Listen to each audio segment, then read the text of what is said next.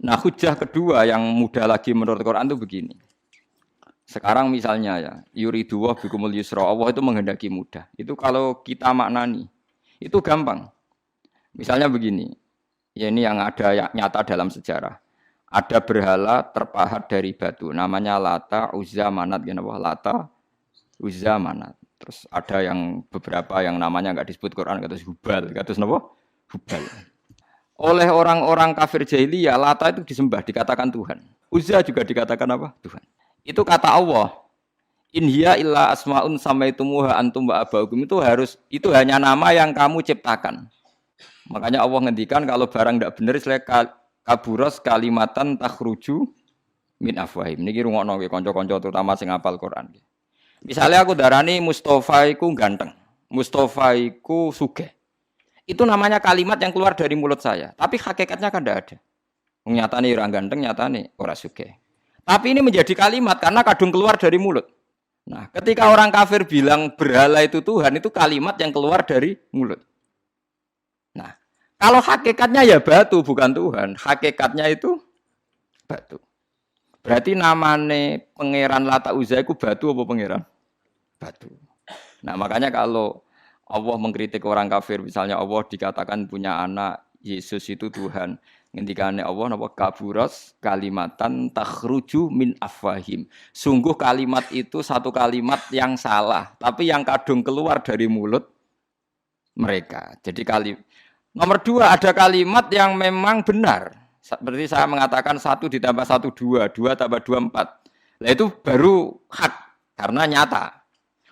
Dikatakan apa enggak dikatakan ya tetap 2 ditambah 2 4. Sama dengan la ilaha illallah. Jadi la ilaha illallah itu sudah wujud sebelum dunia ngakui la ilaha illallah itu sudah ada apa belum? Kalau bedai. Sebelum ada orang Islam di seluruh dunia, Allah satu itu sudah wujud belum? Sudah. Kenyataan ini sudah ada belum? Sudah. Lah berhubung sudah kadung ada, kita hanya menyaksikan asyhadu, saya bersaksi, a'lamu, saya tahu. Karena sudah ada, makanya disebut fa'lam annahu la ilaha illallah. Wong sudah ada, kita tinggal tahu, tinggal bersaksi. Nah, kalau yang tidak ada itu mbok dikatakan pun tetap tidak ada, itu hanya jadi kalimat yang keluar dari mulut, barangnya tidak ada. Itu disebut apa? Kaburas kalimatan takhruju min afwahim. Iyaquluna illa kadziba. Jadi kalimatnya itu ada, tapi fakta yang ditunjuk kalimat itu tidak ada. Faham ya lah. Mulanya ciri utama agama itu kul ja'al haqqu wa zahaqal batil. Barang hak itu pasti ada, yaitu Allah. Barang batil ya pasti tidak ada. Pangeran telu itu tidak ada. Watu jadi pangeran ku ora ono. Santet ngasari dadekno aku mati ku ora ono. Mulane kula nek santet wong ora tau ndonga tolak santet. Wong cara kula santet mboten enten. Ora percaya jajal kok sing mati ra kowe, paham gitu. Dini gitu. Memang enggak ada. Lho soal misalnya tapi wonten Gus yang mati ana dome ning wetenge ngene. Ya sing ana dom. Iku jenenge ora santet biasa wedok. Lah nek mati kena santet itu biasa kepelit stroke ya mati. Kena virus. Cara kula dipanteni santet itu malah lambat, kadang 3 dina lagi mati. Cas pleng truk. Cas pleng meneh pesawat. Jadi niku sing paling angel ning gone bab tauhid. Sebenarnya tauhid itu gampang, mboten jelimet.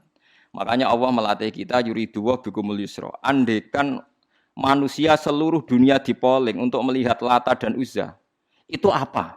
Enggak usah ada orang Islam, enggak ada orang kafir. Enggak usah intervensi. Pasti mereka jawab itu batu.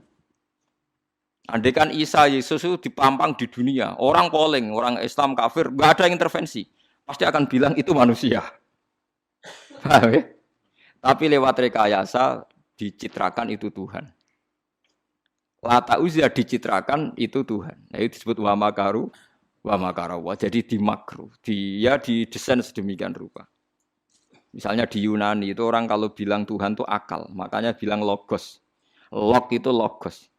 Tuhan itu arot. Niki rungokno aja sampai salah, nak salah kafir teman. Tuhan itu arot, Tuhan itu sifat. Jadi Tuhan itu tidak ada zatnya. Kemudian logos ini nempel di Yesus kata orang Kristen. Sehingga logos. Logika akal. Makanya kalau orang filsafat darani Tuhan itu akal 1, akal 2, akal 3, akal. Makanya disebut logi, ideologi log. Nah, Pertanyaannya kemudian saat Allah itu arad, Allah itu log, kemudian belum ada tempatnya Allah bergentayangan di mana? Sebelum Yesus ada terus lalu Allah bersemayam di mana? Terus ada orang Majusi bersemayam di api, nanti yang orang kafir jahiliyah bersemayam di arca-arca itu, yang orang kuno Majusi di mana di gunung apa, mungkin orang Sugian di Gunung Kawi macam-macam itu terus. Wah itu kan terus jadi repot. Repotnya adalah kalau sifat itu harus nempel di dat dan datnya mana nggak jelas. Itu satu.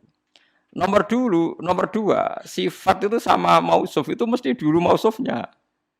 Nah, makanya kata ahli ilmu kalam, jangan pernah kamu mengatakan Tuhan itu sifat. Kalau Tuhan sifat nanti butuh nempel napa?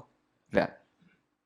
Makanya terus kita diajari walillahil asmaul husna. Allah itu zat. Kemudian pada zat ini ada asmaul husna.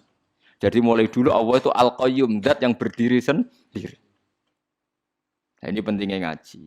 Mulane wong alim-alim mesti wali. Ana wong alim ra wali, goblok-gobloke wong alim. Mergo seneng dhuwit. Kudune wong alim iku wali. Mulane Imam Syafi'i ketika disebutno wali si A wali si B. Nah aku ra wali ning dunya ora ana wali. Dadi idza lam takunil ulama auliya alillah fama ala wajil ardi min waliyin. Nah ulama wis gak wali ning dunya wis ora ana napa wali. Karena hanya ulama yang bisa menjelaskan kenapa harus ada tauhid.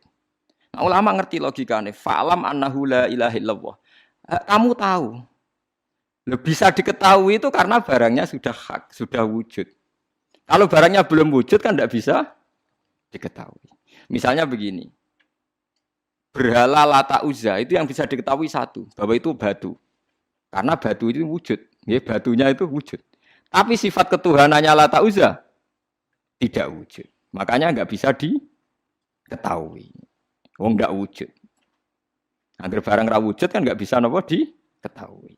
Yang bisa diketahui hanya barang wujud. Makanya fa'lam annahu la ilaha illallah. Harus tahu. Tapi andai kan kita tidak tahu pun ya tetap Tuhannya Allah. Tahu atau tidak tahu. Nah, ini di sini Quran sering bilang kul aminu bihi aula tu'minu. Cek kowe iman, cek ora iman ini enggak ada pengaruhnya bagi wujudnya Allah ning zaman azali. Di kula baleni malih itu memang. Jadi dulu itu orang-orang terjebak ketika Tuhan yang Yunani dianggap logos, log. Kemudian di Timur Tengah, Tuhan itu dianggap satu arot, sing nemplek, sifat sing nemplek ning berhala-berhala. Nggak ning daerah Majusi, ning Wasani, sing nemplek ning nopo geni macam-macam. Mon niku walhasil akhirnya semuanya itu kalah dengan tauhid sing digawa Kanjeng Nabi Muhammad sallallahu alaihi wasallam. Bahkan sekarang yang Nasrani pun itu tidak pede dengan teori trinitasnya. Orang kan sekarang tahu semua kan perdebatannya Ahmad Didat sama Stanley Fischer itu macam-macam. Itu kan sampai ada seorang mahasiswi dari Swiss ketika yakin sifat Tuhan yang dijelaskan Ahmad Didat bilang, sepertinya Tuhan Anda lebih menarik. Karena dibilang Tuhan Islam itu tidak punya anak, tidak diperanakkan, tidak ada padanannya. Kalau Tuhan Anda ini padanannya banyak gini-gini terus itu ada orang tertarik. Sepertinya Tuhan Anda lebih menarik. Karena sifatnya lebih apa? Ya lebih menarik. Terus tadi maknanya walat itu kalau menurut ilmu kalam itu dua. Walat itu anak fisik, anak gen. Atau walat maknanya tawalud, konsekuensi dari satu hal. Tapi tidak karena diciptakan. Itu tadi misalnya HP dan pulpen ini benturan itu menimbulkan suara. Suara ini diciptakan HP, apa suara itu tidak ada yang menciptakan? Yuna ilmu kalam dibakas. Nah kamu bilang diciptakan HP, HP-nya sendiri tidak merasa menciptakan. Batu sama batu benturan, terus ada suara. Kamu bilang diciptakan siapa? Diciptakan batu. Batunya takoi, kamu yang menciptakan suara itu. Enggak, saya tidak punya akal loh. Paham? Nah lalu yang menciptakan suara itu siapa? Suara itu udah ada. Yang ada itu kamu dengar suara. Suara kupingem darani ngono iku suara. Tapi nak cara akal darani sing ngono apa ya watu. Watune apa benturan. Iki cara ilmu kalam. Lah suarane piye kupingku krungu suara. Ya sudah begitu aja dah. Jangan sampai kamu menganggap kejadian alam ini kebetulan. Itu kowe yang melukai tauhid. Semua alam raya ini diciptakan secara sengaja dengan iradah oleh Allah Subhanahu wa taala. Jadi lam yatawallat min wujudihi syai'un. Jangan sampai kamu berkeyakinan setelah Allah wujud otomatis makhluknya wujud. Berarti wujudnya makhluk tanpa kehendak Allah. Itu keliru. Itu ya termasuk tawalud. Kalau kamu meyakini begitu berarti terjadi keyakinan apa? Tawalud. Setelah ada Allah otomatis makhluknya ada. Itu ya dosa besar. Kafir. Berarti mau dosa besar tapi apa? Kafir.